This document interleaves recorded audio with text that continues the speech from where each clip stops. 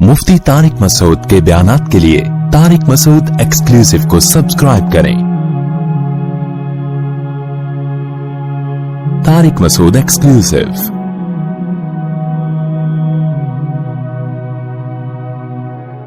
तबारकल्लज़ी बियदिहिल मुल्क व हुवा अला कुल्लि शैइन क़दीर।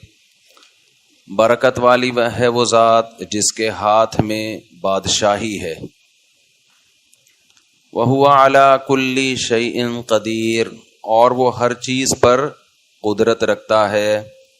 अल्लज़ी ख़लक़ल मौता वल हयाता, अल्लाह वो ज़ात है जिसने मौत को भी पैदा किया और ज़िंदगी को भी। ना मौत खुद पैदा हुई और ना हयात खुद पैदा हुई है। आगे बहुत अहम बात है, यहाँ तक तो वो नॉलेज है जिसका हमारी अमली ज़िंदगी से कोई ताल्लुक़ नहीं है। ये कॉन्सेप्ट अल्लाह ने क्लियर कर दिया, ये कायनात खुद से नहीं बनी है बल्कि इसको किसी ने बनाया है। जिंदगी भी खुद से नहीं बनी बल्कि किसी ने इसको बनाया। साइंसदान अब तक जिंदगी को एक्सप्लेन ही नहीं कर सके कि ये जिंदगी है क्या चीज, तो बना कैसे सकते हैं। वही बॉडी होती है, रूह निकल जाती है तो बंदा पड़ा हुआ है। वही बॉडी है, रूह है तो देख रहा है, चल रहा है, फिर रहा है। बच्चा जब मां के पेट में होता है तो मैंने खुद डॉक्टरों से सुना है कि जब उसमें जान पड़ती है ना तो हार्ट बीट को डॉक्टर लोग जिंदगी से ताबीर करते हैं। जब बच्चे में हार्ट बीट पैदा हो जाए, खूब समझ लें, दिल की धड़कन मेडिकली नाम है हयात का, लेकिन शरई तौर पर हयात का जो लफ्ज बोला गया है ना वो शऊर के माना में है कि बच्चे में सेंस पैदा हो जाए, शऊर पैदा हो जाए। जैसे साइंसदानों की नजर में पौधे जिंदा चीजें, लेकिन उर्फ में इसको जिंदा नहीं कहा जाता। उर्फ में जिंदा उस चीज को कहा जाता है जिसमें समझने की कुछ सलाहियत हो, शऊर पैदा हो जाए। तो कुरान चूंकि अरबी जबान में नाजिल हुआ ना, अरबी में, तो उसने अरब के उर्फ का ख्याल करके हयात और मौत को एक्सप्लेन किया है कि उर्फ में किसको कहा जाता है। तो अल्लाह फरमाते हैं हमने जिंदगी भी पैदा की और मौत भी पैदा की, बल्कि अल्लाह ने पहले मौत का तस्करा किया उसके बाद जिंदगी का।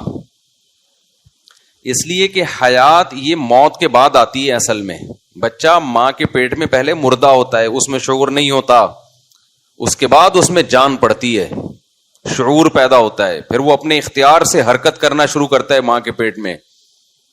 समझ में आ रही है बात कि नहीं आ रही है? ये हयात बड़ी खानदानी चीज है, इसको कोई साइंसदान डिफाइन नहीं कर सका अब तक। एक जरसूमा मां के पेट में जाता है, अंडे से मिल के बढ़ना शुरू करता है, उसके बाद थोड़ा सा उसका स्ट्रक्चर तैयार होता है तो दिल धड़कना शुरू। एक डॉक्टर ने मुझे बताया कि ये जो दिल धड़कता है ना मां के पेट में, आपको पता है न्यूटन ने एक बात बड़ी खानदानी की थी, मुझे उसका बड़ा फायदा हुआ। न्यूटन ने कुछ मेरे बड़े मसाइल हल कर दिए। मसले तो हल हुए हुए थे लेकिन उसको समझाना बड़ा मुश्किल था। न्यूटन वो समझा के चला गया कि इस कायनात में कोई चेंजिंग चेंजर के बगैर होती नहीं है। इस कायनात में, ये मेरा टॉपिक नहीं है अभी, तो मैं आगे जाऊंगा जल्दी जल्दी। कोई चेंजिंग चेंजर के बगैर होती नहीं। हिलेंगे नहीं जब तक कोई हिलाएगा नहीं आपको, ठीक है ना, ये खुद नहीं हिलाएंगे। तो ये जो दिल धड़कना शुरू करता है ना मां के पेट में, इसका चेंजर क्या है? इसको एनर्जी कहां से मिलती है, पावर कहां से मिलती है? दिमाग से। दिमाग एक करंट फेंकता है।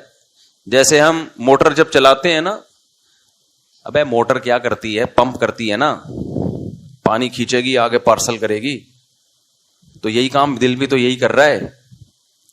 तो ये मोटर चलाने के लिए भी तो कुछ चाहिए ना, तो वो जो पावर मिलती है ना इस मोटर को, हमारी वाली मोटर को भी करंट से मिलती है, जो फिर वो के इलेक्ट्रिक वाले करंट देंगे तो मिल जाएगी, नहीं देंगे तो कयामत तक आप स्विच में पावर लगाओ कुछ भी नहीं होगा, पावर मिलेगी नहीं उसको। अब क्या है कि दिमाग को करंट कहां से, दिल को भी करंट चाहिए। पहली दफा जब पंप करता है ना दिल, بچے کے ماں کے پیٹ میں جو بچے کا دل ہلتا ہے اس کو کہاں سے کرنٹ چاہیے؟ دماغ کرنٹ پھینکتا ہے اس کو. لیکن دماغ بھی تو ورکنگ میں آئے گا نہیں, کرنٹ پھینکے گا نہیں جب تک دل پمپ کر کے بلڈ کو اس کی طرف سرکولیٹ نہیں کرتا. مجھے ایک بات بتاؤ, دل نکال کے کسی کا رکھ دو, دماغ کام کرے گا اس کا؟ کیوں کام نہیں کرے گا؟ دماغ تو وہی, کھوپڑی تو وہی لگی ہوئی ہے نا, کیوں نہیں کام کرے گا؟ اب بھائی کیونکہ زندہ ہی نہیں رہا نا. وہ زندہ کیسے رہتا ہے؟ بلڈ سرکولیٹ کرے گا. تو بلڈ جو سرکولیٹ کرے گا وہ دل کے ذریعے. جب دل کے ذریعے بلڈ سرکولیٹ کر کے دماغ کی رگوں میں پہنچے گا, دماغ کو زندگی ملے گی, دماغ اپنا کام شروع کر دے گا, جو کہ کیا اب تک نہیں ہے بہت سے لوگوں کا. بہت سے لوگوں کا دماغ اب تک کام کر نہیں رہا. تو دماغ کام کرنا شروع کرے گا, لہذا وہ کرنٹ پھینکے گا کس کو؟ دل کو. جب کرنٹ آئے گا تو دل پھر دوبارہ پمپ کرے گا. اب یہ مسئلہ اب تک سائنسدانوں کے لیے ایک عقدہ بنا ہوا ہے کہ جب تک دل چلا نہیں تو دماغ میں حیات کیسے پیدا ہوئی, اور جب دماغ میں حیات نہیں پیدا ہوئی تو دماغ نے کرنٹ کیسے دل کی طرف پھینک کے اس کو چلا کیسے دیا؟ تو یہ فرسٹ ٹائم جو ہوتا ہے نا, یا تو کرنٹ پہلے آیا ہے یا دل پہلے چلا ہے. دونوں میں سے ایک کام جو ہوا ہے, یہ کیسے ہوا یہ ابھی تک کسی کو معلوم نہیں ہے. تو قرآن کیا کہتا ہے؟ خلق الموت والحیات, اس نے موت کو بھی پیدا کیا اور زندگی کو بھی کس نے پیدا کیا ہے؟ اسی اللہ نے. اور اگر فرض کر لو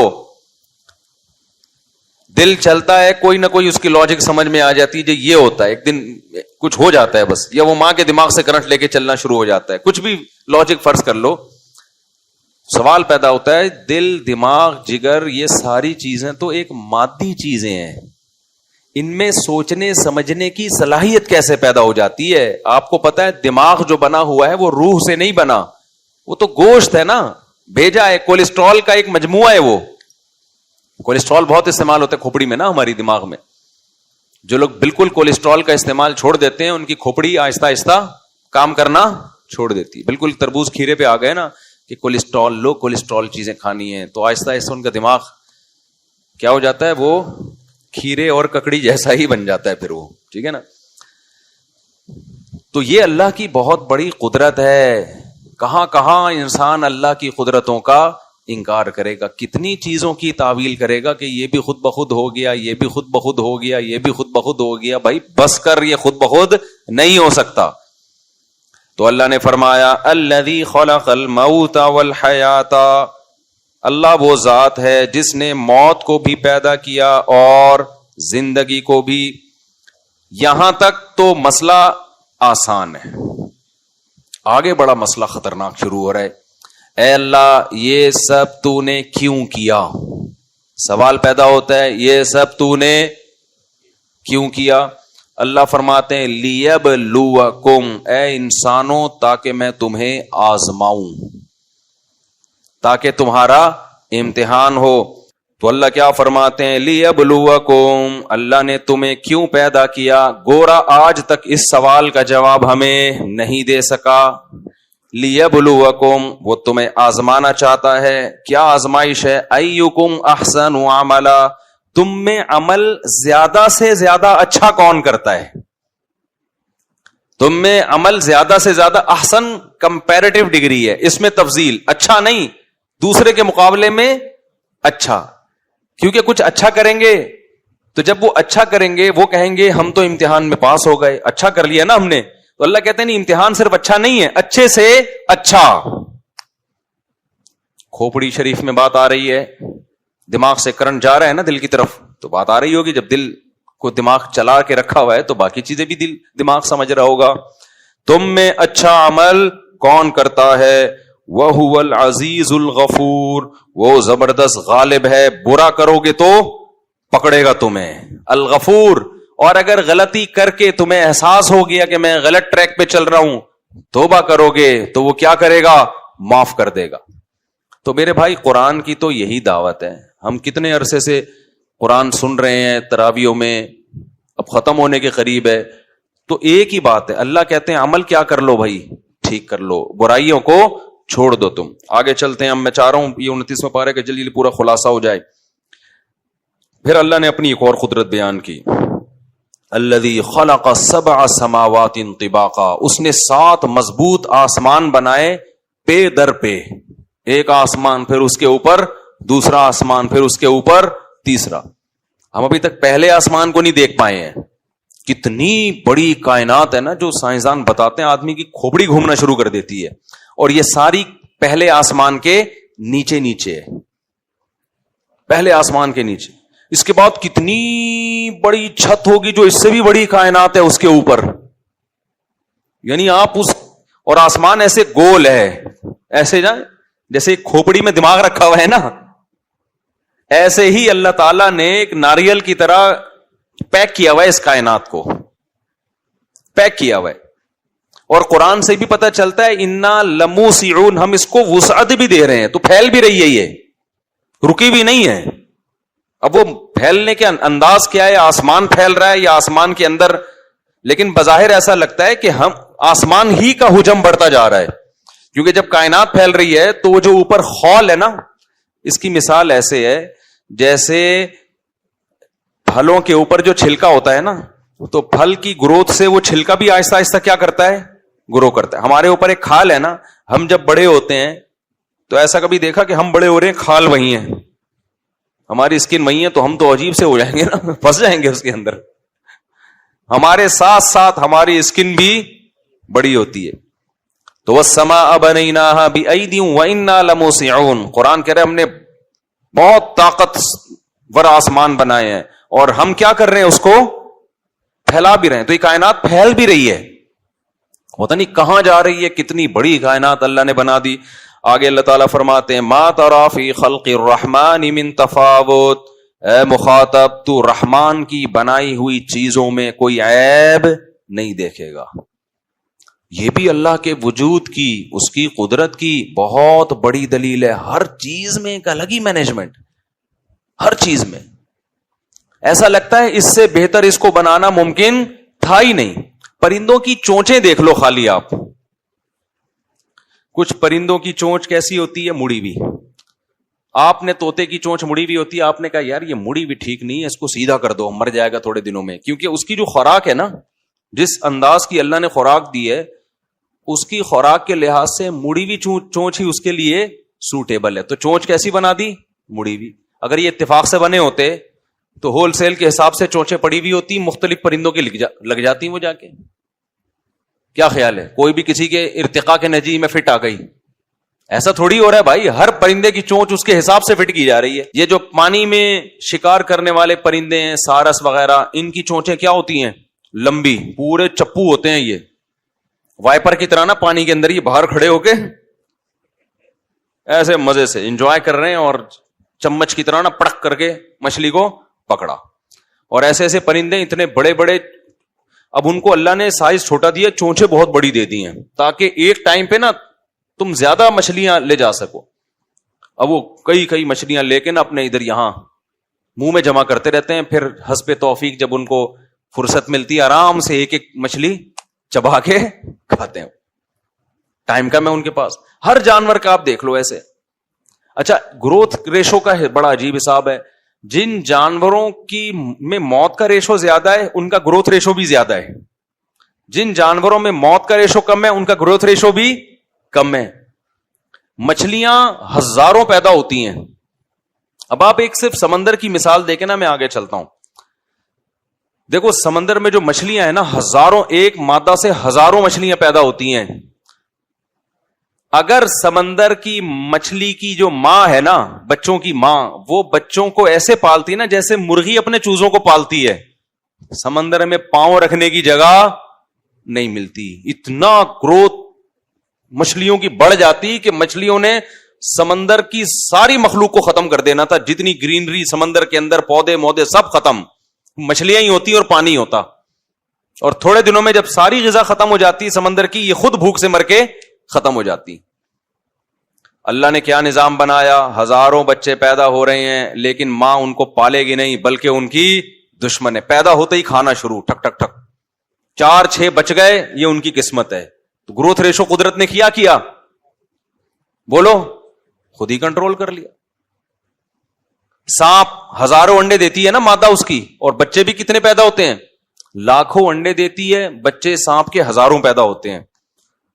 ماہرین کہتے ہیں اگر سانپ کے بچے سانپ کی مادہ دشمن بن کے کھانا نہ شروع کر دے نا تو ریگستانوں میں صحراؤں میں سانپ ہی سانپ نظر آئے آپ کو. اللہ نے نظام ایسا بنایا جب بچے نکلتے ہیں تو ماں ڈائن بن کے ان بچوں کو بولو کھانا شروع کر دیتی, کھا کے ختم. 2-4 بچ کے نکل لیے تو وہ بڑے ہو گئے بس. کیسا نظام. اور جن کا گروتھ ریشو اسپیڈ زیادہ نہیں جیسے انسانوں کی, سال میں ایک ہی پیدا ہوگا, بہت زیادہ جڑواں ہو گئے. یا اور مخلوق میں ایسا ہے, پینگوئن جو ہے نا جو سرد علاقوں میں رہتا ہے, اس کی ماں اور باپ دونوں مل کے بچے کو پالتے ہیں کیونکہ ان کا گروتھ ریشو بہت زیادہ کم ہے, بہت کم بچے دیتے ہیں یہ. اور بچوں طوفانی ہواؤں سے مرنے کا بھی خطرہ ہوتا ہے. آپ ڈاکومنٹری دیکھیں, یہ اتنی محنت سے بچوں کو پالتے ہیں کہ اتنی محنت سے انسان نہیں پال رہا ہوتا اپنے بچوں کو. اس سے پتا چلتا ہے کہ ما تری فی خلق الرحمن من تفاوت, رحمان کی تخلیق میں تمہیں کوئی عیب نظر نہیں آئے گا. تو بھائی یہ آٹومیٹیکلی نہیں ہے, یہ سب کیا ہے, ایک پلان ہے. آپ کہہ سکتے ہیں بھائی ہم تو دیکھتے ہیں بارشیں جب برستی ہیں بعض دفعہ اتنی برس جاتی ہے کہ پورے شہر تباہ ہو جاتے ہیں, اور بعض دفعہ برستی نہیں ہے, نل کے کھولو تو پانی نہیں آ رہے, اس میں پانی نہیں ہے بھائی, ڈیم خالی ہو گئے. تو اگر رحمان کی اس تخلیق میں مینجمنٹ ہوتی تو بارش بڑی تمیز سے ہوتی. کیا خیال ہے, جب پانی کی ضرورت ہوتی بارش ہوتی, جب ضرورت ختم ہو جاتی بارش ختم. تو یہ بھی ملحد لوگ اعتراض کرتے ہیں. خوب سمجھ لو, مینجمنٹ ہماری عقل کے مطابق نہیں ہوگی, مینجمنٹ ہے مگر کس کے, اللہ کے مطابق ہوگی. وہ اسی کو مینجمنٹ سمجھتا ہے تاکہ لوگ حادثوں سے بھی ڈرتے رہیں, تاکہ لوگ خدا کی طرف توجہ بھی کرتے رہیں. بھائی قحط بھی پڑ سکتا ہے تو خدا سے مانگو, زلزلے بھی آ سکتے ہیں وہ تباہ بھی کر سکتا ہے. تو یہ بھی اللہ کی نظر میں مینجمنٹ ہی ہے تاکہ لوگ ڈریں, موت سے بھی ڈریں. اب بارش اگر بالکل ہی تمیز سے ہوتی تو لوگ بارش سے بچنے کا انتظام کرتے کیا؟ اس لیے اس نے یہ جو ہوتا ہے نا حادثاتی موت ہو گئی, بندہ اچانک مر گیا, یہ وبائیں آ گئی, موت کا ریشو بڑھ گیا, یہ بھی اسی مینجمنٹ کا ایک حصہ ہے تاکہ انسان اتنا بے سکون ہو کے زندگی نہ گزارنا شروع کر دے کہ اب وہ احتیاطی تدابیر بھی اختیار کرنا چھوڑ دے اور ہر طرح کی فکروں سے آزاد ہو جائے. ہم یہ دیکھتے ہیں کہ کہیں تھوڑی سی بھی مینجمنٹ مینیجر کے بغیر نہیں ہوتی, جبکہ اس کائنات میں تھوڑی نہیں ہے, بہت زیادہ مینجمنٹ ہے. جو آپ کو اور جو تھوڑا سا لگ رہا ہے کہ یہاں مینجمنٹ نہیں ہے وہ آپ کو لگ رہا ہے, حقیقت میں ڈیپلی جب آپ غور کریں گے تو اس میں بھی کوئی نہ کوئی حکمت ہے اللہ تعالیٰ کی. اب ہم آگے چلتے ہیں. جلیس بھائی اس کی آواز تیز کرو, میرا گلا بہت بیٹھا ہوا ہے یار بول بول کے. وہ کدھر گیا ولید, مجھے چیخنا نہ پڑے. ہم جلدی سے آگے چلتے ہیں. اللہ تعالیٰ فرماتے ہیں والذین کفروا بربہم وللذین کفروا بربہم عذاب جہنم. ابھی تو ہم تمہیں دلائل دے رہے ہیں اپنے وجود کے, اپنی توحید کے. ابھی تو ہم تمہیں سمجھا رہے ہیں کہ ہم نے تمہیں پیدا کیوں کیا. اس کے باوجود انکار کرو گے تو ان لوگوں کے لیے جہنم کا عذاب ہے. وبئس المصیر, اور کتنا برا ٹھکانہ ہے یہ جہنم. اذا القوا فیہا سمعوا لها شہیقا وہی تفور. جب یہ جہنم کی آگ میں ڈالے جائیں گے وہ غیظ و غضب سے کھول رہی ہوگی جہنم, اور چیخو پکار کی آوازیں آئیں گی. تکادو تمیز من الغیظ. جہنم میں ایسا جلال ہے کہ قریب ہے کہ غضب اور غیظ سے پھٹ پڑے. وہ جب کسی کو بہت غصہ آ رہا ہوتا ہے نا تو ہم کیا کہتے ہیں, یار ایسا لگ رہا ہے کہ تو مر نہ جائے کہیں غصے میں. تو اللہ نے خود جہنم میں اتنا شعور رکھا ہے کہ وہ خود بھی نافرمانوں سے نفرت کرے گی. بعض بے جان چیزوں میں بھی اللہ نے کوئی شعور رکھا ہے, وہ خود نفرت کرے گی نافرمانوں سے. قرآن کہتا ہے کلما القی فیہا فوجون, جب بھی اس میں ایک جہنمیوں کا لشکر اس آگ میں ڈالا جائے گا, سألہم خزانتها الم یاتکم نذیر, تو جہنم کے داروغہ پوچھیں گے کیا تمہارے پاس کوئی ڈرانے والا نہیں آیا؟ قالوا بلا قد جاءنا نذیر, وہ کہیں گے کیوں نہیں, ہمارے پاس آگ سے ڈرانے والے آئے تھے. فکذبنا وقلنا ما نزل اللہ من شیء, ہم نے کہا اللہ نے آسمان سے کچھ بھی نازل نہیں کیا. یہ سیاسی باتیں ہیں لوگوں کو ڈرانے کے لیے جو قرآن باتیں کرتا ہے. وقالوا لو كنا نسمع او نعقل, پھر وہ جہنمی خود ہی کہیں گے کاش ہم سن لیتے یا سمجھ لیتے. ما كنا فی اصحاب السعیر, آج ہم اس بھڑکتی ہوئی آگ میں داخل نہ ہوتے. تو بھائی راتوں کو اٹھ کے نا اللہ سے اس آگ سے پناہ مانگنے کا معمول بنا لو. اللہ نے قرآن میں جگہ جگہ کہا ہے فَمَنْ زُحْزِحَ عَنِ النَّارِ وَأُدْخِلَ الْجَنَّةَ. اللہ کہتے ہیں میں نے جس کو آگ سے بچا لیا اور جنت میں داخل کر دیا فَقَدْ فَاز, وہ کیا ہے؟ کامیاب. نہ اللہ نے یہ کہا جس کے پاس پیسہ آ گیا وہ کامیاب, نہ اللہ نے یہ کہا جو غریب ہے وہ ناکام. قرآن نے جو کامیابی کا معیار بتایا وہ دنیا کو بتایا ہی نہیں ہے. وہ کس کو بتایا ہے؟ وہ آخرت کو بتایا. فَمَنْ زُحْزِحَ عَنِ النَّارِ, یہ بات اللہ نے موسیٰ کی زبان سے بھی کہلوائی, عیسیٰ کی زبان سے بھی, محمد صلی اللہ علیہ وسلم کی زبان سے بھی. جس کو اس آگ سے بچا لیا گیا اور جنت میں داخل کر دیا گیا وہ کیا ہے؟ وہ کامیاب ہے.